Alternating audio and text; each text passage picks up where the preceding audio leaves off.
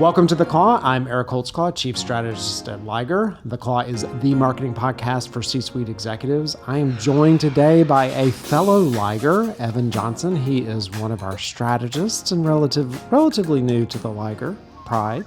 Almost 4 months, I think. 4 months, yeah. So tell me a little bit, because you didn't start off in like marketing world. No. How did you end up in not marketing world? Yeah, so if you had talked to me maybe sophomore or junior year of college, which really wasn't that long ago, and told me that this is where I was going to be sitting in a podcast studio having a conversation with my boss, essentially, as a part of his podcast that is a marketing podcast, I probably would have looked at you as though you're crazy. I graduated from UGA in December of 2021 with all boxes checked for law school. I was very involved in our pre-law program, but I don't know, about 2 or 3 months before I graduated, I realized, because most of my friends at that point, a lot of the people that I interacted with on a daily basis were also pre-law students. And I just noticed this distinction between a good many of them and myself. And it was that they were going to law school because they wanted to be lawyers, or they were planning on going to law school because they wanted to be lawyers, whereas I was planning on going to law school because I didn't really know what I wanted to do with myself, and I thought that I would be good at law. But that's a hell of a choice, right? Like, you're like, hey, I don't know what I want to do. And so most people go and get an art degree or something. You're like, I'm going to go to pre-law. Yeah, so I have 2 degrees. One is in political science, the other is in history. And I mean, yeah, it is like a hell of a decision to make when you don't really have any idea that you want to do what you want to do with yourself. And that was ultimately why I decided to when I first decided that I wasn't going to go to law school, it was not that I wasn't going to go to law school. It was that I was going to take some time to figure out if I wanted to go to law school. Got it. At this point now, I'm pretty certain that I don't want to go to law school. And yeah, I mean, I was in a fortunate enough position to get through undergrad without any student debt. I worked through college, but it was not out of a monetary need. It was because I had time on my hands, and when I don't do anything throughout the day, I tend to go a little stir crazy. You and I are like each other in that respect. And so with law school, however, it would be a different situation. And so looking at 3 more years of school, really 4 years of school, including studying for the LSAT, applying to law school, and then also taking the bar, and then the debt that I would incur to do all of that, it just really didn't seem like a rational decision to make for myself. That's not to say like anything about, again, there are many people who, I think if you're going to make that sort of decision, you make it because you want to be a lawyer, not because you don't know what you want to do with yourself. And I feel like a lot of people, get through undergrad, don't really know what they want out of life because they didn't really figure it out in college, and so they decide to go to more school, either grad school or law school. Really, those I think are the 2 places where people go into. And yeah, I just decided that I didn't want to be one of those folks. Yeah. Well, I mean, that makes sense. I mean, undergrad is a good time for you to learn if you like a thing, right? So I started programming computers very young, like super young. And so I was like, oh, I'm going to go to school and I'm going to get a degree in computer science. And then I got to school and I realized what a computer science degree meant, which was I was going to sit in front of a computer for 8 hours a day and program. Yeah. It's like, oh, no, this is so not for me. But it was good to learn it then, because I could have walked out with a degree. And the time I went to school, even though I was a rebel and didn't follow the rule, it was, people went to school and they got the thing, and then you were at least going to go do the thing you went to school for. Nowadays, a lot of people do go through school and then they end up in some other kind of side thing. So I'm still interested though. So history and political science, but law, like, were you a rebel and, you got like in trouble with the law a lot and you're like, hey, I want to be able to defend myself in court? Or did you want to look at like corporate law or, I'll just tell you, like, law never crossed my mind. I was never sat in school. I was like, you know what? I think I want to go to law school. Now I did a lot of startups in the law category, but no. I'm trying to decide how intimate I want to get here with my employer when you ask me a question about whether or not I've had any interactions with law enforcement. So I was 18, once, everybody. I say that as though I'm old. I am 25. I am not old. I recognize that. But I was 18. I was very dumb. and yeah, had an interaction with law enforcement that I think put me on more of a trajectory towards law school. I got in my mind that it was less that I wanted to be able to defend myself and more that I looked at the legal system while I was going through it and thought that it was something that I wanted to be a part of. And when I got to college, I became involved in pre-law. The thing that I wanted to do was public defense, actually, which is like a very idealist. I had a very idealistic view of what being a public defender is. Yeah. They are probably some of the most dedicated individuals that I've ever met. I interned at the public defender's office in Athens, and they were very put together, very well-spoken, articulate, intelligent individuals, but they were severely overworked and very underpaid. I don't really know how well I would have done in that environment, but that's what I wanted to do, and if I had gone through law school, I think that would have been my intention, was to get into public defense, and from there, criminal defense. I wanted to be in a courtroom. I wanted to be in front of a jury. I wanted to actually do the arguing. I couldn't be a corporate lawyer. I did mock trial in college. Yeah. I'm not even going to try to explain what it is because it's like a very... I did mock trial too. Oh, really? In okay. high school. All right. So you have an idea of what mock trial is. It is the strangest event that I have ever done in my entire life. It's like competitive acting. Right. It's like debate law. club on steroids. Yeah, it's like debate club, except you're acting like lawyers and acting out a case. So I was a character witness and an expert witness in like undergraduate mock trial. And so I had a lot of conversations with law students and attorneys and judges, and many of them were what you would call a corporate lawyer. And, I was really asking them questions about what their day-to-day was like. And this is not entirely accurate, and if there's any corporate lawyers listening to this, I don't mean any offense, but they seem like glorified public notaries to me. You are officiating a process at the corporate level, and you are there to ensure that the contracts say what the contracts are supposed to say, and then you sign it at the end, and that is a large part of what your job is. Another environment that I don't think that I would do well in.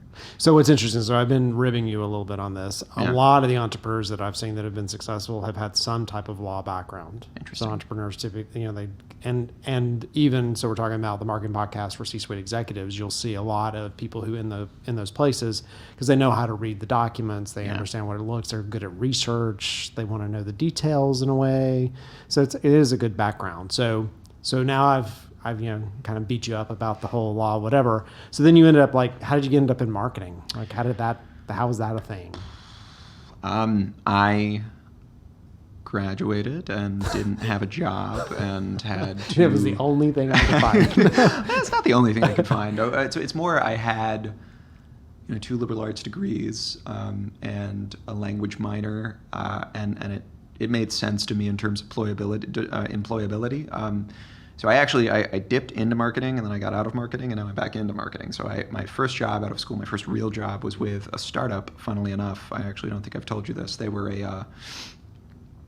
they were called The Factual, and they had a platform that used, funnily enough, AI. This is before ChatGPT. ChatGPT, I imagine, was being developed at the time. It was before it was released to the public, and now it's become the only thing that people want to talk about. But it used a couple sophisticated algorithms to rate the information value of news articles. Interesting. Not perfect, because what does information value really mean? Yeah, it might be different for different people. Yeah. That itself is a subjective term.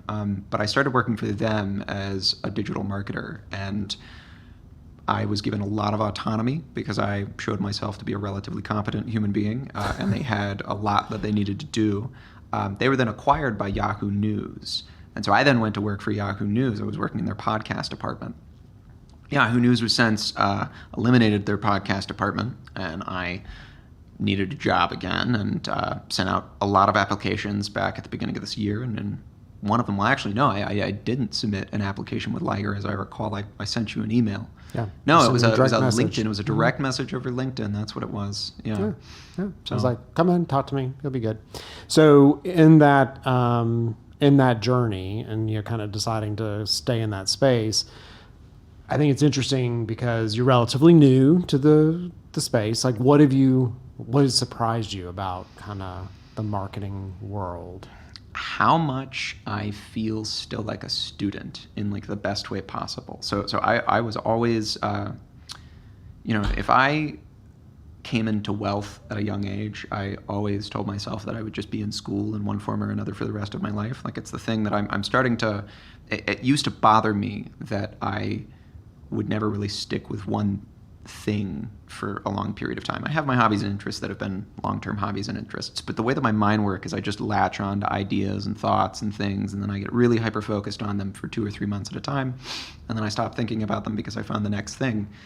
And so, for me, it used to bother me, and I'm starting to appreciate more that I am, just a generalist that's interested in a lot of different things.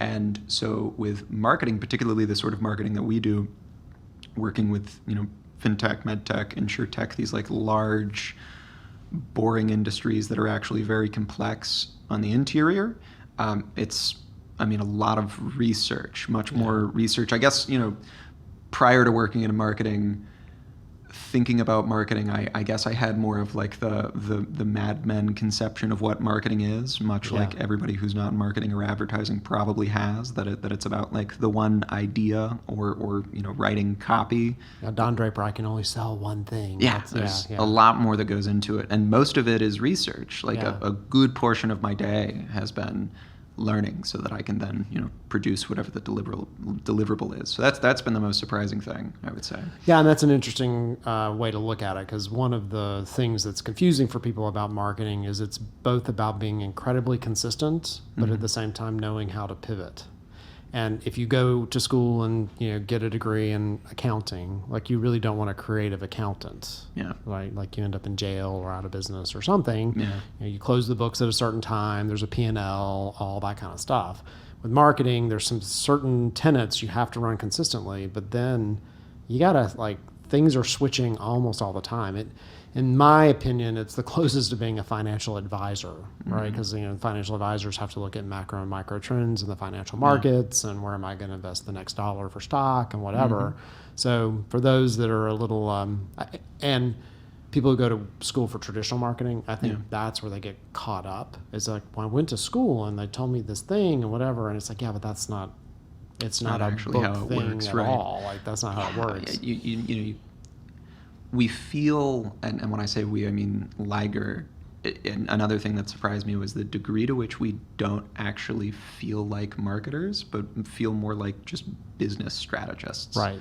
And it, like, again, because the things that we're asking clients to consider doing or recommending that clients do extend far beyond the things that I consider to be within the realm of marketing. I mean, they are like business decisions, the direction that the business is going in. So it's like much more involved in the process. And I'm still new to all of this, so I don't know if that's something that's unique to the sort of marketing that we do, or something that's more in general, or maybe it's only what good marketing companies do. Yeah, I think it's maybe a combination of good, but also the fact that we focus on B2B, right? Yeah. And so you have to get a little deeper into where all that stuff fits. B2C, if I'm transactionally trying to sell you a new soda, there's a couple ways I can play some tricks and get your experience. Like, we were at a distributor.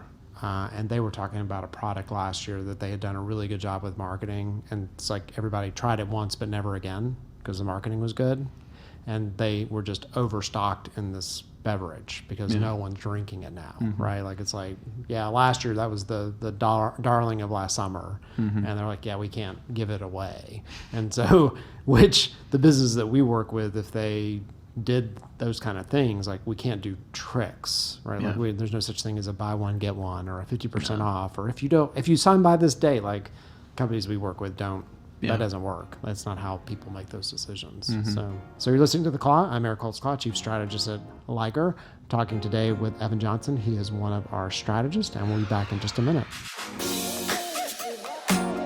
The Claw podcast is brought to you by Liger Partners. Liger Partners is a premier marketing firm where we save the world from boring, broken marketing. We get underdogs recognition because you deserve it. For more information, go to ligerpartners.com and follow us on all social media platforms at Liger Partners. And we're back. You're listening to The Claw. I'm Eric Holtzclaw, Chief Strategist at Liger. We are talking today with Evan Johnson. He is one of our new strategists to the Liger Pride here in the Liger Layer. So it's kind of fun. I often talk to people who are not part of the Liger Pride. So yeah, I can potentially ask you things I wouldn't ask, some unbeknown guest. That's very true. Is this a rite of passage? Has everybody at Liger been on the podcast? I don't think everybody has. Everybody could be on the podcast. And they, interestingly, will be on. Some are on and they're amazing. And then it's like you can't get them to come back, right? But yeah. So as you, started this journey, you'd done some marketing things, you come into Liger, we've got a way we do things. I'm interested in like something that you think if somebody's about to either make that pivot into a marketing role, like was there a book you read that was just eye-opening or, a source that you went to that really got you up to speed? Because we have our own language. Yeah. And then I've got a kind of follow-up question to that. Yeah. So I guess my piece of it, that there wasn't like one particular thing that I read that opened my eyes, I would say. There were a lot of things that I read, like a lot.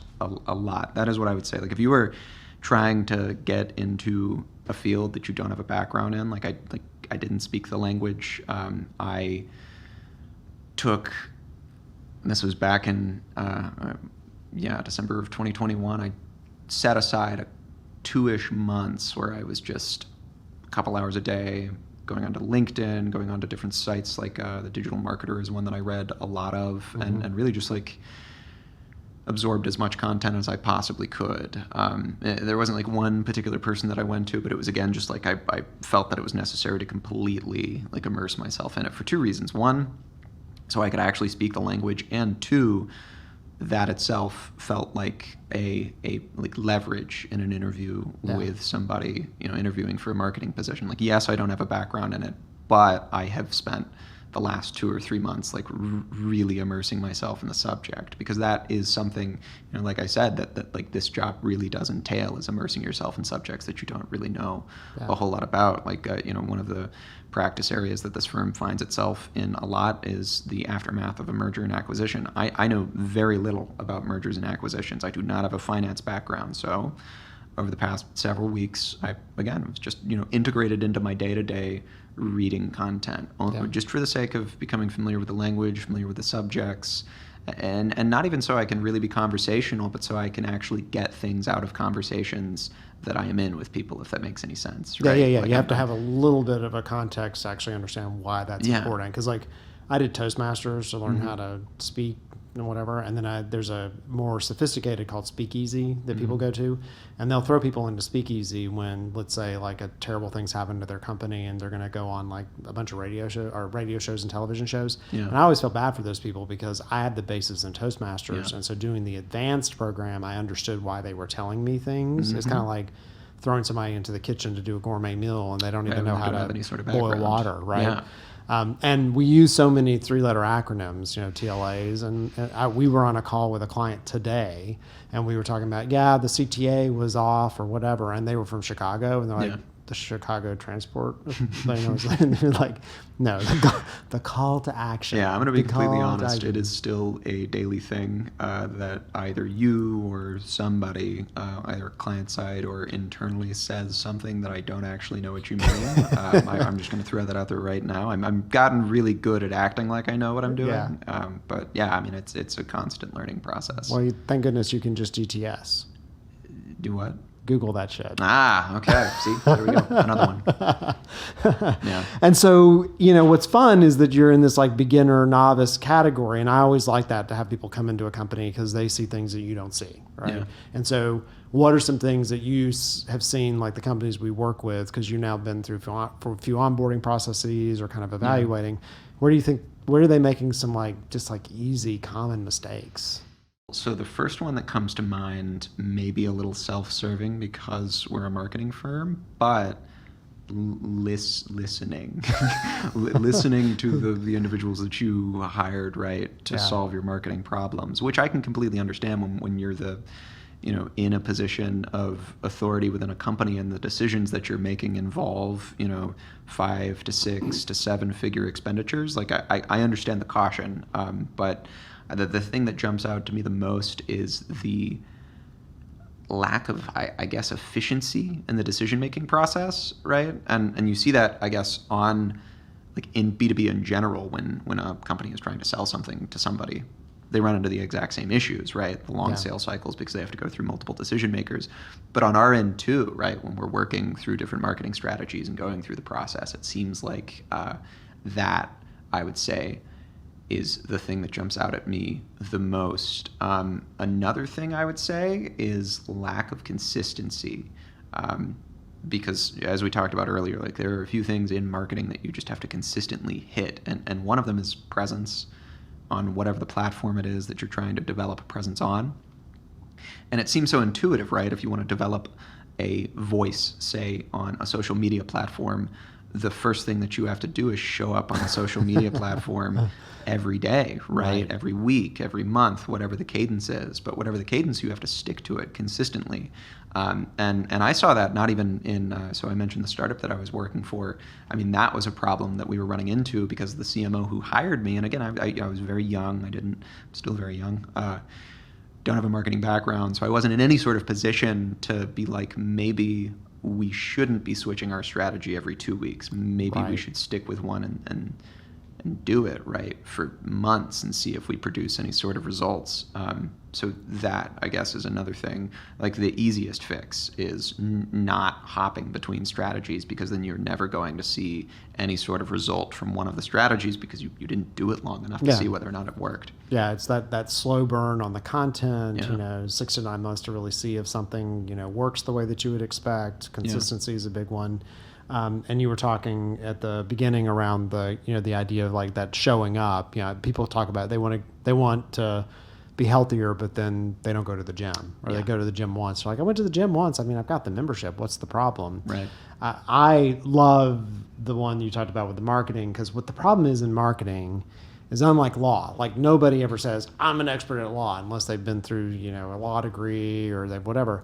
Everyone thinks they've watched Mad Men or whatever, and that they're like, the marketing is just this like simple, easy thing. And so everyone often thinks they're a marketer. They think they understand it. And there's an art to the way the words are done, the way that things are laid out, and you got to give it some time, specifically in the kind of work we do. Transactionally, true. Transactionally is true. If you put out you're doing $1 million in an ad and you run it and it doesn't work and whatever, then you need to switch gears. But the stuff that's like long-term, risky, like it takes a lot longer to get there.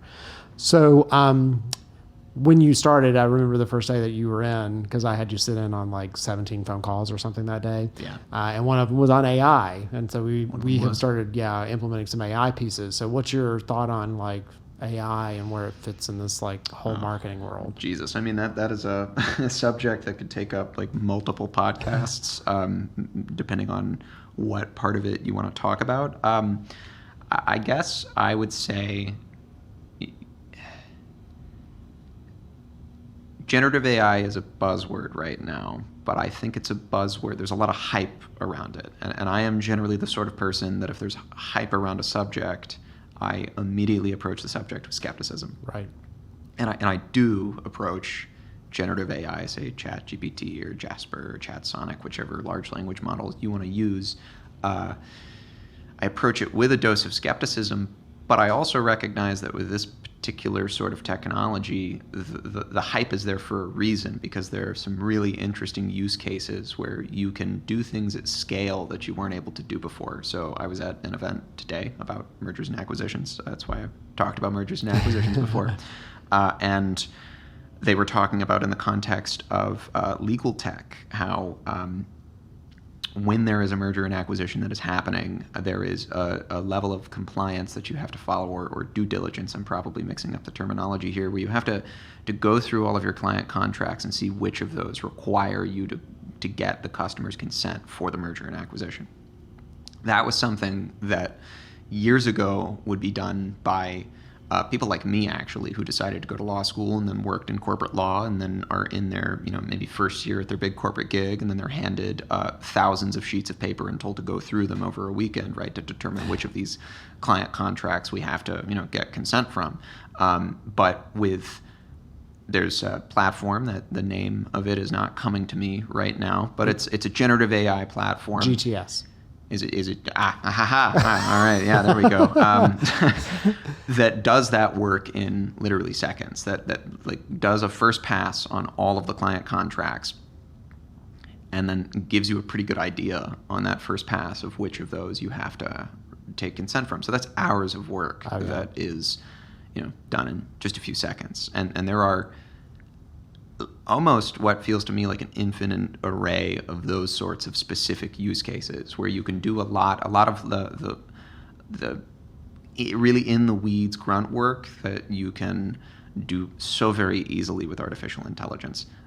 With that, it is hard for me to think about and talk about generative AI without going into some sort of internal philosophical spiral about meaning and purpose and all of those things. Yeah, like but when I that's where I love like your younger age. 'Cause you brought it up, so I can do it. And the podcast room is a safe zone. We can talk about anything. Yeah. But that's true of every disruptive technology. It's just literally the truth. So when the computers first came out and like even when you go back and look at like the founding of marketing back in the 40s, it was based off propaganda, and it was because factories could run 24 hours a day, 7 days a week, and they had to create demand. They had to create demand. People didn't want the things that were being created, so how do you make somebody want it? So like you start to sell them and so all that stuff became very disruptive. And so there's always these conversations, the internet, like so many companies wouldn't go on the internet. Oh, well, what's that going to do for our reputation or whatever? And it's hilarious to go back and even watch like early 2000 movies about, kids using social media or whatever. And their parents are like, oh, you're not supposed to be doing that. Da, da, da. And half the time now people don't even know what their kids are doing on their phone. Right. Yeah. So I think that AI is in that similar, it's out of the box. Nobody can do anything. Now we got to figure out what it means. Yeah. And I still don't know what it means, and I don't know. I think the only truth that I can come to with AI is that it's representative of maybe the only truth that I've been able to figure out thus far, and that is that change is kind of the reality of things, and that change is the only constant, and generative AI definitely represents a big change, a big change. I mean, it's hard for me because I, 2 liberal arts degrees, right? So I've done a lot of writing in my day, and writing is like a very difficult process for me. It's like an internal wrestling match trying to put my thoughts on paper, and then to see, a computer application do it in about 3 to 4 seconds and produce like decent okay content, right? It definitely is I don't know. It probably says much more about me than it actually does about reality, but it feels. But I do think it's an important point. So the fact that you know how to do it as a craft makes you understand what was generated. Like that's the creation versus curation. So like if you understand it as a craft, when it is produced, you're like, well, that's crap, or that it's got too many. Like I'm amazed at the amount of passive voice that comes out of AI. Yeah. So I'm like always cutting the passive voice when it comes out, right? Mm-hmm. So so people can't rely on it 100%. Like that, you still got to understand. Like when you become an artist, you learn how to hand draw first, and then you start to use the tools. Yeah. So that's how I think we're going to have to think about it. Is that people have to know the basics to then be able to use the evaluation on the back end. Yeah, man. I think a lot of people respond to it in the way that I do, out of fear. Like a lot of these conversations that are being had about AI are definitely fear-based, right? Which is, again, it's that like existential dread of the idea of being replaced by a machine, right? The thing that you have spent however long to figure out how to do, and I imagine it was a tortured process for a lot of people to figure out their craft over the course of 10, 20, 30 years, and then to see something very easily do it at the prompting of somebody who perhaps doesn't have any training in that craft whatsoever. It's like it's a very ontologically shocking thing. Yeah. And I don't think that I'm over the ontological shock of generative AI. I don't think that anybody really ever will be, because it's only going to get better. That's the thing. That's going to be interesting. Yeah, that's the thing that feels a little, because I think you're right when you say that internet, social media, like this ubiquitous access to all of this information that's out there is very similar. And there were a lot of very similar conversations that were happening, but at the same time, like, there wasn't really any progression with social media, right? Like the product comes out and it's like, this is what it is. With the internet, maybe a little different, but with generative AI, like we can look at something like ChatGPT and we know just because of the way the technology works, that it is only going to get better. Yeah, but if you think of Right. the internet as the precursor to having ChatGPT, I mean, that's fair. And when I was in college, I did a school project on AI, and part of the problem they had was feeding the system, like teaching it enough so that it could do it. So anyway, well, very cool. I agree. I think it's a very interesting one. And what's interesting for marketing, if you think about marketing in particular, of all the groups within a company that have to pay attention to those trends, it's the marketing department. Yeah, it definitely is the marketing department for So sure. they always, and so it's not for the faint of heart of someone who wants to go in and like do the same thing over and over again, because your job may not even be there. Like marketing has these jobs that kind of like for a period of time. Yeah. Somebody did a thing and now they don't. So you've been listening to The Claw. I'm Eric Holtzclaw, Chief Strategist at Liger. I've been talking today with Evan Johnson. He's one of our strategists on the Liger Pride. And thanks so much for listening in, and until next time.